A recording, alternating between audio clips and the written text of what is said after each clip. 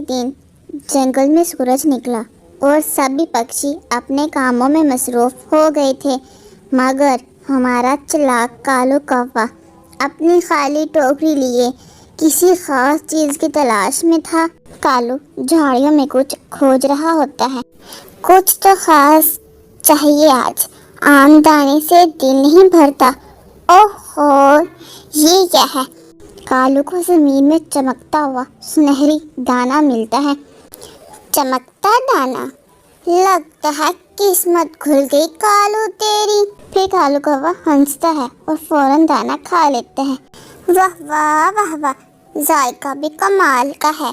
और ये मेरे गले को क्या हो रहा है? फिर कालू कौवा जल्दी से उड़ता है और नदी किनारे पानी पीने के लिए चला जाता है। कालू कौवा अब मुख्तलिफ आवाज़ों में बोलना शुरू कर देता है। ये मेरे साथ क्या हो रहा है? मैं जिस पक्षी के बारे में सोचता हूँ उसी की आवाज़ क्यों निकल रही है? हेलो, मैं हूँ बेबो चिड़िया, सबसे होशियार और समझदार चिड़िया। सब्जी लो, मिट्टू को बेवकूफ बनाओ। ऐसे तो मैं पूरे जंगल को काबू कर सकता हूँ। रात का समय था। बेबो चिड़िया अपने घोंसले में सो रही थी जब कालू कौवे को एक शरारत सूझती है। वो बेबो चिड़िया के पेड़ के नीचे छुपकर बेबो चिड़िया को मिट्टू की आवाज में आवाज लगाता है। चिड़िया, छोटी चिड़िया, उठो, तुम अपने घोंसले में सो रही हो जबकि जंगल में एक बहुत बड़ा तूफान आ गया है। बेबो चिड़िया जल्दी से उठकर अपने घोंसले में बैठ जाती है। मिट्टू, कहाँ हो तुम? क्या हुआ? जंगल में ऐसा क्या हो गया? फिर बेबो चिड़िया इधर उधर देखती है, लेकिन उसे मिट्टू तोता कहीं नजर नहीं आता। लगता है मैंने कोई सपना ही देखा होगा। इतनी रात को मिट्टू यहाँ क्यों आएगा? ऐसा सोचकर बेबो चिड़िया दोबारा अपने घोंसले में सो जाती है। मैंने इस छोटी चिड़िया को उल्लू बना दिया, खुद को बहुत होशियार समझती है। फिर कालू कौवा जल्दी से वापस अपने घोंसले में आकर सो जाता है। जंगल में सुबह हो जाती है। बेबो चिड़िया जब भोजन की खोज के लिए जा रही थी तो रास्ते में उसे मिट्टू मिलता है। अरे मिट्टू, तुमने रात को मुझे आवाज दी थी क्या? बेबो, नहीं, मुझे लगा तुमने मुझे बुलाया है। वो दोनों ऐसे बैठे बातें कर ही रहे थे कि गुगलू कबूतर भी उड़ता हुआ वहाँ आ जाता है। बेबो, वो बुलबुल पागल हो गई है। गुगलू, क्या हुआ? शांत हो जाओ। बेबो, आज मैं जब नदी किनारे पानी पीने गया तो वहाँ मुझे बुलबुल मिली। वो कह रही थी कि मैंने उसकी आवाज़ में गाना गाकर उसका मजाक उड़ाया, लेकिन मैंने तो ऐसा कुछ नहीं किया। ये जंगल में क्या हो रहा है? रात को मुझे ऐसे लगा जैसे मिट्टू ने मुझे आवाज़ दी थी, लेकिन मिट्टू कह रहा है कि उसने मुझे आवाज़ नहीं दी, जबकि बुलबुल कह रही है कि तुमने उसकी आवाज़ का मजाक उड़ाया, लेकिन तुमने ऐसा नहीं किया। ये सब कुछ क्या हो रहा है? मुझे लगता है जंगल में भूत आ गया है। वो हर पक्षी की आवाज़ निकाल कर दूसरे पक्षियों को तंग कर रहा है। गुगलू, ऐसा कुछ नहीं है, तुम हर समय बिला वजह ही डरते रहते हो। लेकिन गुगलू कबूतर बेबो चिड़िया की कोई बात नहीं सुनता और डरता वहाँ से चला जाता है। कालू कौवा थोड़ा दूर बैठा ये सब कुछ सुन रहा था। मेरा थोड़ा सा मजाक ने जंगल के सभी पक्षियों को पागल कर दिया है। ये गुगलू के बच्चे को लग रहा है कि जंगल में भूत आ गया। ये सब सोचने के बाद कालू कौवा वहाँ से चला जाता है। कुछ न कुछ तो गड़बड़ जरूर है। मुझे ऐसा लग रहा है कि इन सब के पीछे कालू कौवा हो सकता है। चलो बेबो, रात को उसकी निगरानी कर ये भी देख लेते हैं। ये ठीक है, आज रात हम कालू कौवे पर नजर रखेंगे। जंगल में रात हो जाती है। कालू कौवा अपने घोंसले में बैठा खुद से बातें कर रहा था। वाह वाह वाह वाह, क्या ताकत है सबकी आवाज मेरी जुबान पर। अब पूरा जंगल मेरे इशारों पर नाचेगा। कालू कौवा बैठा ऐसे खुद से बातें कर रहा था कि बेबो चिड़िया सब कुछ सुन लेती है। पकड़ा गया, कल हमें सबको बताना होगा। अगले दिन बेबो चिड़िया नदी किनारे बहुत परेशान बैठी हुई थी कि तभी कालू कौवा वहाँ आ जाता है। क्या हुआ बेबो, तुम इस तरह क्यों बैठी हुई हो? कालू, तुम्हें पता है जादूगर का एक सुनहरी दाना गुम गया है और वो दाना किसी पक्षी ने खा लिया है। आज सुबह ही वो जादूगर जंगल में ऐलान करके गया है। कैसा ऐलान बेबो? यही कि जंगल के कानून के मुताबिक जिसने जादुई दाना खाया है वो अगले चांद पर मुर्गा बन जाएगा। क्या क्या तुम सच कह रही हो? हाँ कालू, मैंने जंगल के सभी पक्षियों से पूछा, लेकिन किसी पक्षी ने वो दाना नहीं खाया। सब झूठ बोल रहे हैं। अगले चांद को पता चल ही जाएगा। नहीं, वो दाना मैंने खाया था, बस थोड़ा मजाक किया था। प्लीज मुझे माफ कर दो, मुझे मुर्गा बनने से बचा लो। फिर बेबो चिड़िया कालू कौवे को अपने साथ लेकर बाकी पक्षियों के पास जाती है। कालू, मजाक अच्छी बात है, लेकिन जब दूसरों को तकलीफ पहुंचे तो वो जुल्म बन जाता है। तुम्हारी सजा ये है कि 1 हफ्ते तक सब ये लिए दाना चुगोगे। ठीक है, मैं सब कुछ करने को तैयार हूँ, बस मुझे मुर्गा बनने से बचा लो प्लीज। मुर्गा? कहाँ है मुर्गा? मुझे मुर्गे से बहुत डर लगता है। गुगलू, कोई ऐसा चीज है जिससे तुम्हें डर नहीं लगता? हर समय तुम बस डरते रहते हो। कालू, तुम मुर्गा नहीं बनोगे, वो सब कुछ तो मेरा एक प्लान था, तुम्हारी चोंच से सच उगलवाने का। बेबो, मुझे लगता था कि जंगल में सबसे होशियार पक्षी मैं ही हूँ, लेकिन तुमने मुझे भी उल्लू बना दिया। उल्लू?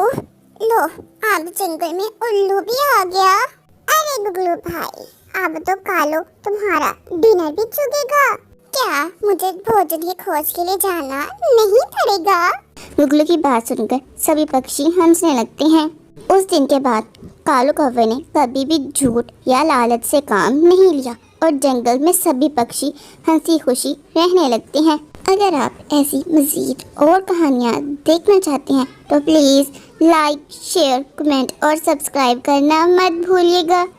धन्यवाद। बेबो चिड़िया बड़े मजे से नदी किनारे बैठी पानी पी रही थी जब गुगलू कबूतर डरा हुआ वहाँ आता है।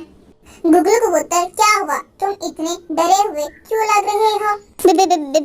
बेबो, भूत। मैंने आज भूत देखा। जब मैं आम खाने के लिए वो बड़े पेड़ के पास गया तो वहाँ भूत था। मैंने सुना था कि बड़े पेड़ के अंदर अब भूत बंगला बन गया है, लेकिन मैंने विश्वास नहीं किया।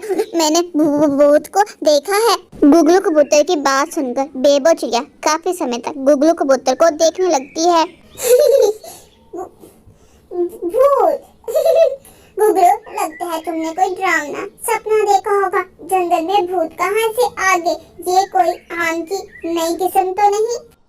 नहीं बेबो, ये मजाक नहीं है, मैं तुम्हें सच बता रहा हूँ। मैंने सुना था कि वहाँ से बहुत अजीबोगरीब आवाज आती है और कुछ साया भी नजर आता है, लेकिन मैंने इस बात पर विश्वास नहीं किया।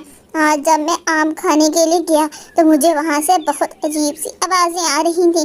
फिर मुझे आवाज़ आई कि अगर मैंने आम खाने की कोशिश की तो वो पेड़ मुझे जिंदा खा जाएगा, और तुम उस आवाज़ से डर के भाग आए, ऐसा ही है ना? तो क्या हुआ? बेबो चिड़िया किसी से नहीं डरती। आज मैं खुद जाकर उस बात का पता लगा लूंगी। बेबो, मत जाना, भूतों के साथ सेल्फी नहीं बनती। गुगलू, तुम मेरी इतनी चिंता मत करो, मैं अपना ख्याल रख सकती हूँ। कल में सुबह हो जाती है। चल बेबो, उठ जा। आज तुम्हें भूतों की सच्चाई का पता लगाना ही होगा कि उस पेड़ पर सच में कोई भूत है या नहीं। बेबो चिड़िया ऐसा सोचकर जल्दी से तैयार हो जाती है और अपने घर से निकलती है। बेबो चिड़िया उस पेड़ की अच्छे से जांच करती है और डरने के बाद उस पेड़ से थोड़ा दूर जाकर एक पेड़ के नीचे बैठ जाती है। थोड़े ही समय के बाद उस पेड़ के अंदर से एक कौवा और कौवी निकलती है। बेबो चिड़िया दूर पेड़ के नीचे बैठी है सब कुछ देख रही थी।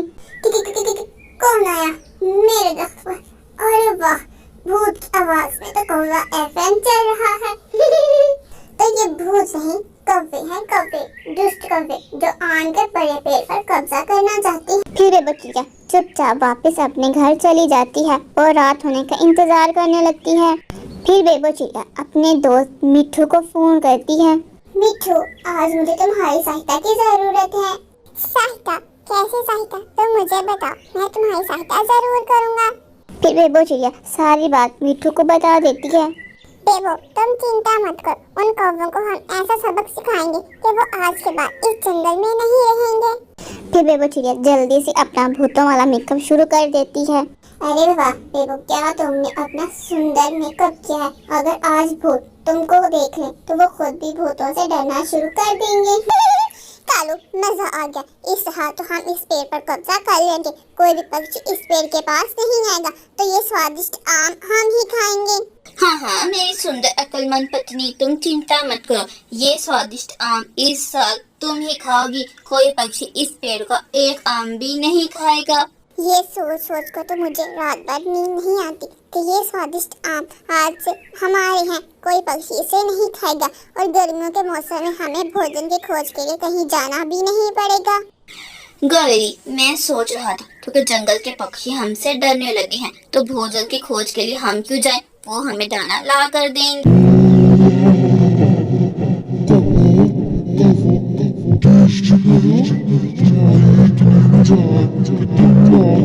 मेरे पेड़ पर कब्जा करो और पक्षियों को डराओ, जबकि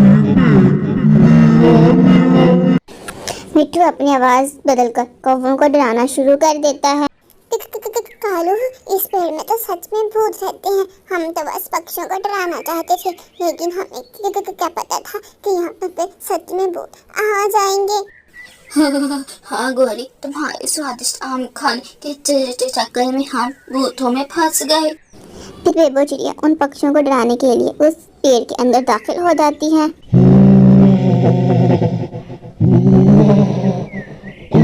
स्वादिष्ट कौवे, आज मैं स्वादिष्ट कौवे खाऊंगी। कालू भाग, कहीं आम के चक्करों में हम भूतों का भोजन न बन जाए। अपनी जान बचाओ। और गौरी, मैं तो कभी भी अपने जीवन में अब आम नहीं खाऊंगा। फिर वो कौवे डर के मारे वहाँ से भाग जाते हैं। उड़ते उड़ते वो दूसरे जंगल तक पहुँच जाते हैं। जंगल में सुबह हो जाती है। सब पक्षी एक बड़े पेड़ के नीचे जमा हो जाते हैं। बेबो, तुमने तो कमाल कर दिया। मुझे अभी तक विश्वास नहीं आ रहा कि अब हम सब पक्षी वो आम खा सकते हैं। और हाँ गुगलू, अब तुम वो स्वादिष्ट आम खा सकते हो और कोई भूत तुम्हें परेशान नहीं करेगा। गुगलू, अगली दफा तुम्हें जब भूत दिखे तो तुम उसकी पूंछ जरूर देखना।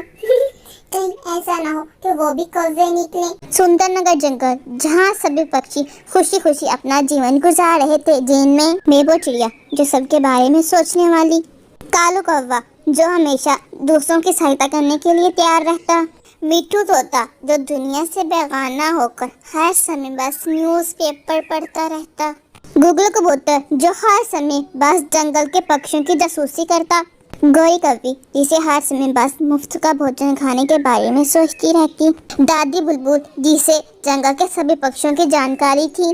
बेबो, तुम्हें पता है आज बहुत खास दिन है।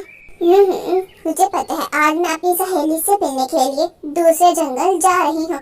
आप इसी कारण खुश होंगे। बेबो, इसका मतलब ये कि आज तो मैं चैन की बांसुरी बजाऊंगा। बेबो चिड़िया अपने पति से नाराज होकर अपनी सहेली से मिलने के लिए दूसरे जंगल चली जाती है। बेबो चिड़िया के जाते ही उसका पति भी जल्दी से कालू कौवे की तरफ जाता है। बंटू चिड़ा कालू कौवे के दरवाजे पर दस्तक देता है।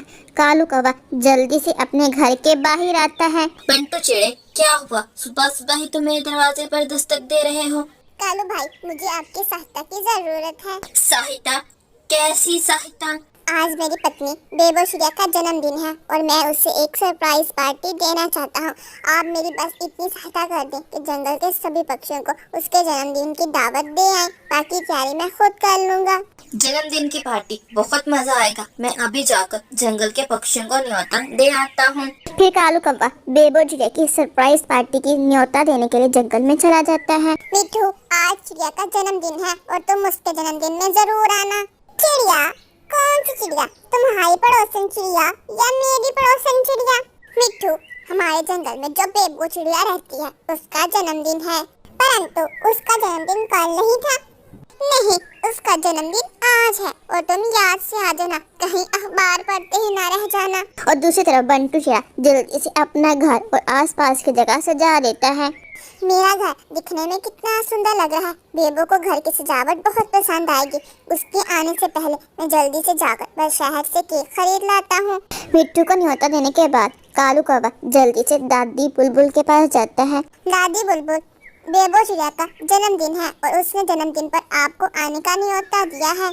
जन्मदिन, वो भी बेबो चिड़िया का। जितना मुझे याद आ रहा है, बेबो चिड़िया का जन्मदिन आज नहीं है बल्कि पिछले हफ्ते था। नहीं दादी बुलबुल, उसका जन्मदिन आज ही है। कुछ ना कुछ गलत है। उसका जन्मदिन आज नहीं बल्कि पिछले हफ्ते था। गुगलू कबूतर जो दादी बुलबुल की खिड़की में बैठकर सारी बातें सुन रहा होता है। ये तो लेटेस्ट न्यूज़ है। वो चिड़िया तो अपना जन्मदिन गलत दिन मना रही है। अगर ये बात पूरे जंगल में फैल गई तो कितना मजा आएगा। गुगलू कबूतर ये बात सब पक्षियों को बताने के लिए जल्दी से जाता है। गौरी कौवी एक पेड़ पर बैठी भोजन के बारे में सोच रही होती है जब गुगलू कबूतर जल्दी से गौरी कौवी के पास जाता है। गौरी, तुम्हें पता है वो बेबो चिड़िया अपना जन्मदिन गलत दिन मना रही है। उसका जन्मदिन आज नहीं है बल्कि पिछले हफ्ते था। गुगलू, मुझे इस बात की चिंता नहीं है कि उसका जन्मदिन आज था या पिछले हफ्ते। मुझे कोई फर्क नहीं पड़ता। मुझे तो बस खाने से मतलब है। गौरी कौवी की बात सुनकर गुगलू कबूतर गुस्से से वहाँ से चला जाता है। तो क्या आज मुझे खाने के लिए स्वादिष्ट केक नहीं मिलेगा? बेबो चिड़िया भी अपनी सहेली से मिलकर वापिस जंगल आ जाती है। बेबो चिड़िया सरप्राइज बर्थडे पार्टी देखकर बहुत ज्यादा खुश हो जाती है। बेबो, तुम्हें पता है तुम्हारा जन्मदिन आज नहीं बल्कि पिछले हफ्ते था। मुझे खुशी है कि तुम सब लोग यहाँ आए।